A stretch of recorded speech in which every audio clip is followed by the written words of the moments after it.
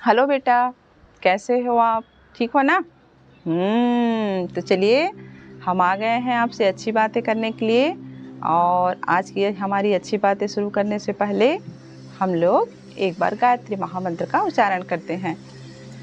ओम भूर्भुवः स्वः तत्सवितुर्वरेण्यं भर्गो देवस्य धीमहि धियो यो नः प्रचोदयात्। परिवार एक प्रयोगशाला होती है जहाँ वैज्ञानिक होते हैं, प्रधान वैज्ञानिक, माता और पिता। इस प्रयोगशाला में विभिन्न प्रयोगों के द्वारा नए नए आविष्कार किए जाते हैं। इस प्रयोगशाला में यदि हम सुसंस्कृत और आत्मसम्मानी बच्चों का निर्माण करना चाहते हैं तो इसके लिए हमें उसी के अनुरूप प्रयोग और प्रयास करना चाहिए। इसी लक्ष्य की प्राप्ति के लिए हम आपको प्रेरणाप्रद कहानियाँ सुनाते हैं। इन कहानियों को आप प्रतिदिन सुनकर अपने बच्चे के नवनिर्माण में अहम भूमिका निभा सकते हैं। आज की कहानी सुनने से पहले जो गर्भवती शिशु की माँ हैं वे अपना दाहिना हाथ गर्भ में रखें और बच्चे से कहें कि शिशु चलिए हम आज की अच्छी बातें सुनते हैं। इस प्रकार से जब हम बच्चे से बात करते हैं तो वह शिशु जागरूक हो जाता है। तो चलिए आप अपने बच्चे से कहिए। कह दिया?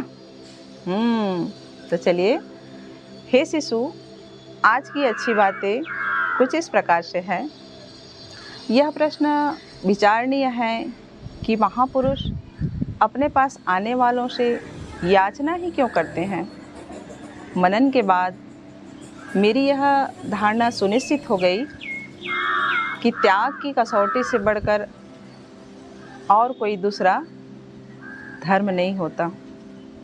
त्याग की कसौटी से मनुष्य अपने खोटी खरे रूप को दुनिया के सामने उपस्थित करता है और अपने मन में जमे हुए विकारों को, अपने जीवन के कुसंस्कारों को, मन को हल्का करने के लिए इससे कोई दूसरा साधन हो ही नहीं सकता।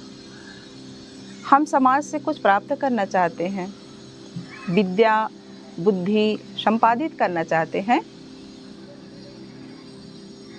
तो त्याग कीजिए। अपने गांठ में से कुछ खोलिए। ये चीज़ें बहुत ही महत्वपूर्ण होती है। कोई नियामत लूट के माल की तरह नहीं होती। आपके पास जो कुछ भी है आप समाज को दीजिए।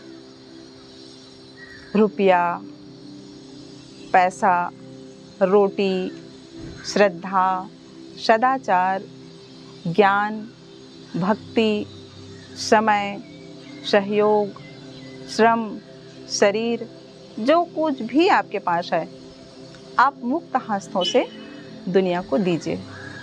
बदले में आपको बहुत कुछ मिलेगा। गौतम बुद्ध ने अपना राज सिंहासन का त्याग किया था और महात्मा गांधी ने बैरिस्ट्री छोड़ी थी और जो कुछ भी उन्होंने छोड़ा उससे कहीं अधिक पाया। विश्व कवि रविन्द्रनाथ टैगोर जी अपने कविता में कहते हैं,